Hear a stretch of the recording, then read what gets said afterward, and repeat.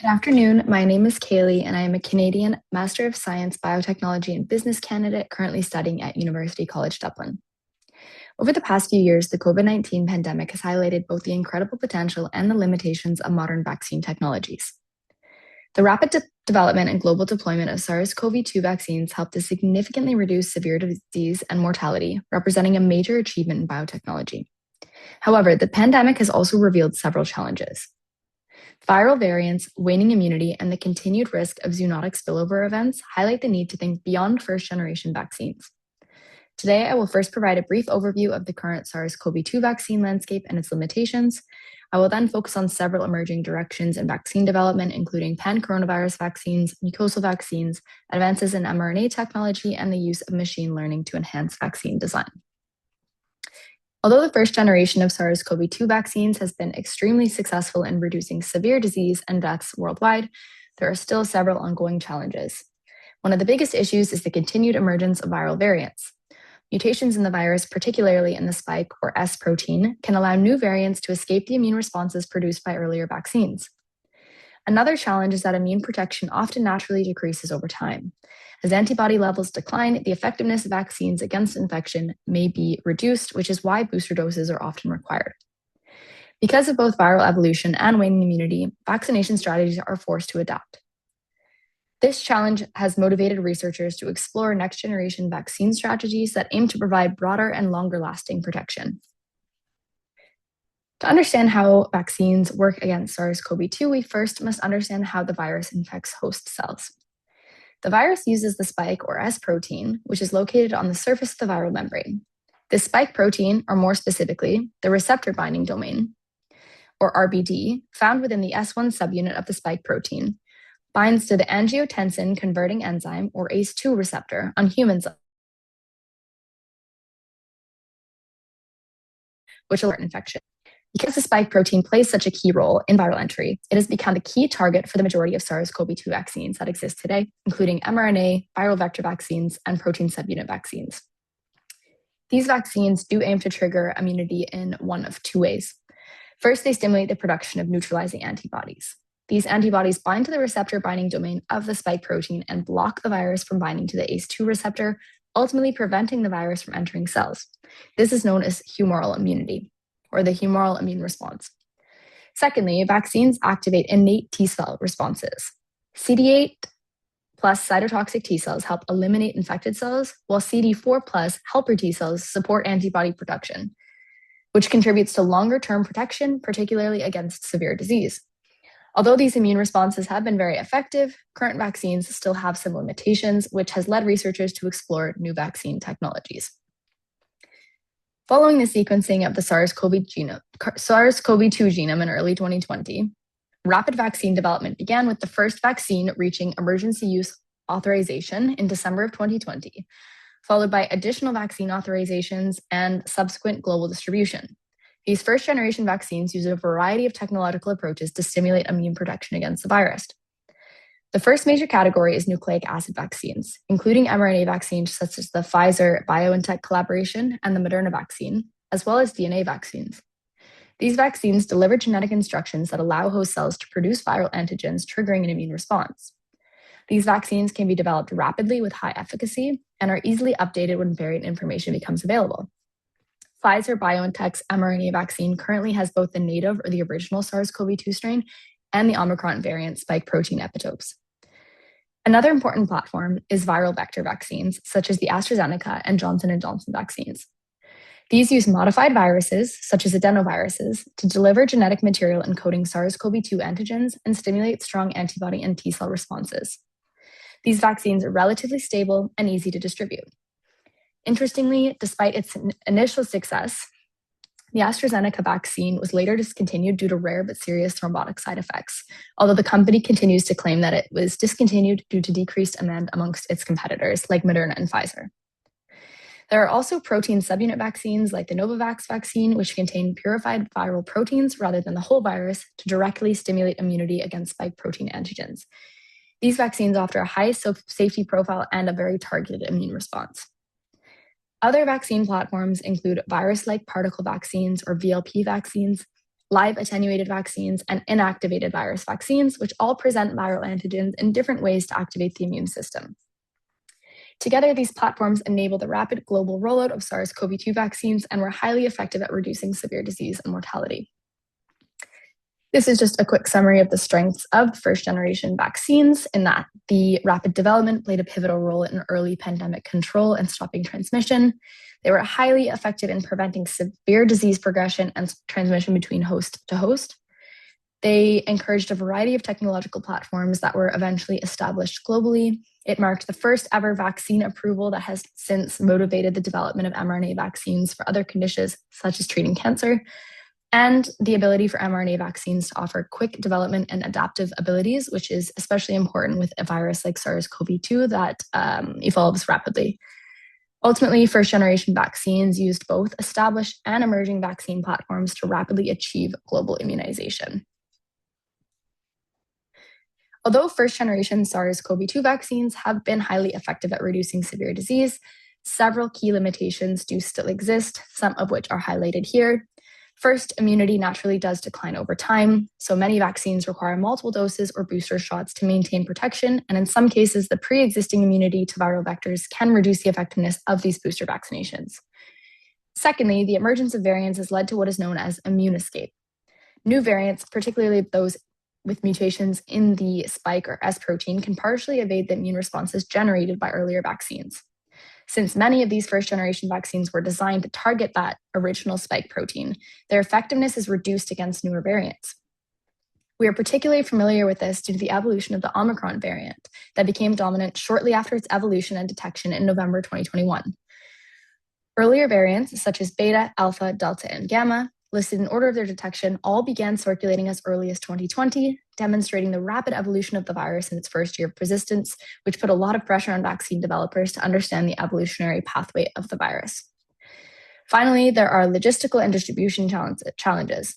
For example, mRNA vaccines do still require cold chain storage.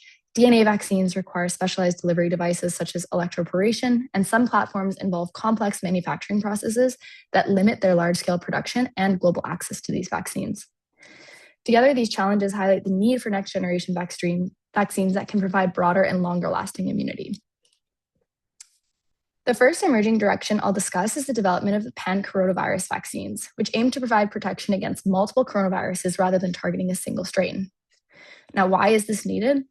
Human coronaviruses continue to contribute to global disease burden, and notably 2 of the last 3 major pandemics in the past 2 decades were caused by human coronaviruses. This highlights the ongoing risk posed by this viral family.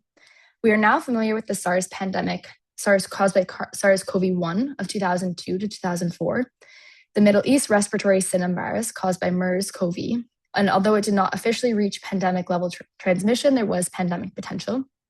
And lastly, the COVID-19 pandemic caused by the SARS-CoV-2 virus starting in 2019. Another key challenge is viral evolution. As new variants emerge, mutations, particularly in the spike protein and related functional domains, such as the RBD and N-terminal domain or NTD, can reduce the effectiveness of existing vaccines. For example, the Omicron variant, which we've discussed, contained more than 30 mutations in the spike protein, which allowed it to partially evade immune responses generated by the earlier vaccines. Because of this, vaccines that target only a single strain may not provide long-term protection. Pan-coronavirus vaccines aim to address this by generating immunity against conserved features of multiple coronavirus. The idea is that these vaccines could then be stockpiled and deployed rapidly during future outbreaks, helping to reduce early transmission and mortality in a pandemic, while more specific vaccines are designed to target that specific strain. Several technologies are currently being explored to achieve this, including nanoparticle vaccines displaying multiple receptor binding domains, chimeric mRNA vaccines that combine antigens from different coronaviruses, and vaccines that target conserved epitopes shared across coronavirus strains.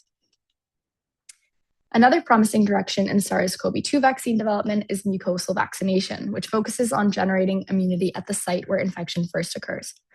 SARS-CoV-2 primarily infects the respiratory mucosa, which acts as the first barrier to entry in the airways. This surface contains several protective components, including mucus, antimicrobial peptides, and secretory IgA antibodies that help to trap and neutralize the pathogens. Although primary infection takes place in the respiratory mucosa, most first-generation COVID-19 vaccines are administered intramuscularly. While they are effective at generating systemic immunity and preventing the development of severe disease, they provide relatively limited protection at the mucosal surface. As a result, current vaccines can reduce severe illness, but may not succeed in preventing initial infection or transmission from host to host because the virus can still replicate in the respiratory tract during the earliest stages of infection. This has led researchers to explore vaccines that specifically target the mucosal immune system. The goal of mucosal vaccines is to initiate immunity in the respiratory tract before infection can occur. These vaccines aim to generate local IgA antibody responses as well as T-cell immunity, both of which can help block viral replication at the mucosal surface. Several experimental platforms are currently being explored, including oral and intranasal vaccines, which deliver antigens directly to mucosal tissues. One example is the interferon beta integrated and SARS-CoV-2 or IBIS vaccine. This is an intranasal live attenuated vaccine that expresses interferon beta. In animal studies, the IBIS vaccine demonstrated cross-protection against multiple sarbecoviruses and variants. It induced strong mucosal CD4 plus T-cell responses and prevented viral transmission in hamster models. In this graphic here, you can see on the left-hand side, these are mice lung cells not treated by the IBIS vaccine or mock vaccinated. The green fluorescence is actually the staining for the SARS-CoV-2 vaccine. So on the left side, mock vaccinated mice lung cells, you can see there was uptake in infection. On the right-hand side, the IBIS vaccinated cells, you can see there is no uptake in infection in the mice lung cells. These findings suggest that mucosal vaccines can offer a promising strategy for reducing both infection and transmission. The next emerging direction I'll discuss is the continued development of mRNA vaccine platforms, which did play a role in the major global response to the initial wave of COVID-19. mRNA vaccines work by delivering genetic instructions that allow host cells to produce viral antigens against the virus. These antigens are then recognized by the immune system, triggering both antibody responses and T-cell mediated immunity. One of the key advantages of this platform is its flexibility and adaptability. mRNA vaccines can be rapidly redesigned as new variants emerge, which makes them particularly useful for SARS-CoV-2, which does evolve quickly. Another important feature is their ability to support multivalent vaccine design, meaning a single vaccine can encode multiple antigens from different variants or viruses to broaden immune protection, such as we already discussed with the Pfizer-BioNTech vaccine containing both the original strain and the Omicron variant strain. Looking ahead, researchers are exploring several next-generation approaches using mRNA technology, including variant-adaptable vaccines, vaccines capable of expressing multiple antigens simultaneously, and strategies that strengthen long-term immune responses through activation of both B and T cells. In addition, advances in sequencing technologies may enable more targeted or personalized vaccine design, and improvements in mRNA stability could eventually reduce cold chain storage requirements, which is currently a major limitation for global deployment of the mRNA vaccine. Together, these developments highlight how mRNA technology may continue to play a central role in future vaccine strategies. The final emerging direction I'll discuss is the use of machine learning to improve vaccine design. Machine learning models are able to analyze viral protein sequences and structures to predict B-cell epitopes, which are the regions of viral proteins that antibodies recognize and bind to, such as the RBD and NTD that we've already discussed. For example, the most important part on the SARS-CoV-2 virus is that receptor binding domain of the spike protein. By accurately identifying these epitope regions, researchers are able to design vaccines that focus the immune response on the most important parts of the virus, leading to more targeted and potentially more effective immune protection. Machine learning approaches are particularly useful because they can analyze large and complex biological data sets much more efficiently than traditional sequencing methods. This allows them to detect patterns in viral protein sequences using deep neural network models, and structures that may be difficult to identify through conventional analysis. As a result, these computational approaches may significantly accelerate vaccine development for emerging pathogens, while also supporting the design of multivalent and the pan-coronavirus vaccines that target multiple virus strains. This here is just a brief summary of the potential strategies to optimize COVID-19 vaccines moving forward. From broadly neutralizing antibodies driving the development of broad-spectrum vaccines, advancing long-lasting coronavirus vaccines, development of a combination of vaccines, modification of vaccine antigen composition, establishing mucosal immunization protection, as well as multivalent vaccines expressing multiple viral proteins. Although several promising vaccine strategies are currently being developed, a number of important scientific challenges do still remain. First, viral evolution continues to be a major obstacle. SARS-CoV-2 continues to mutate, and new variants can partially evade immune responses. Even the pan-coronavirus vaccine strategies must overcome the significant antigenic diversity within this viral family. Secondly, achieving lasting immunity remains difficult. Ideally, a vaccine would prevent infection and transmission, not just severe disease. However, generating strong mucosal immunity in the respiratory tract remains challenging, and many of these vaccine approaches are still in experimental phases. There are also many manufacturing and distribution challenges. Updating the vaccines and distributing them globally can take months, and some vaccine platforms still require complex manufacturing processes and cold chain storage. So despite the promising effects of the mRNA vaccines, they are challenging to implement still. Finally, while computational approaches such as machine learning show promise, they do still rely on high-quality data sets and require experimental validation before predictions can be translated into real vaccine designs. Together, these challenges highlight that while vaccine technologies are advancing rapidly, significant scientific and logistical hurdles remain before they can become truly universal. While scientific advances are critical for improving vaccines, there are also important ethical, regulatory, and global considerations that influence how these technologies can be implemented. One major issue at the moment is global vaccine equity. As we saw during the COVID-19 pandemic, access to vaccines was highly uneven across countries, with many low and middle income regions experiencing delays in vaccine availability, highlighting the importance of ensuring more equitable distribution during future pandemics. Another challenge is declining vaccination rates. As the acute phase of the pandemic has passed, public attention to SARS-CoV-2 has decreased significantly, and vaccine uptake has significantly slowed in many parts of the world, making it much more difficult to maintain population immunity. There are also regulatory challenges associated with new vaccine technologies. Platforms such as the mucosal vaccines and pan-coronavirus vaccines, as well as AI-assisted vaccine design, may require very careful evaluation to ensure their safety and effectiveness before implementation. Lastly, addressing pandemics requires strong global coordination, with organizations such as the WHO playing a very key role in surveillance, vaccine development strategies, and international distribution efforts. Together, these factors highlight the success of future vaccines depends on scientific innovation as well as effective global policy and collaboration. In conclusion, the rapid development of SARS-CoV-2 vaccines during the pandemic represents one of the most substantial achievements in modern biotechnology.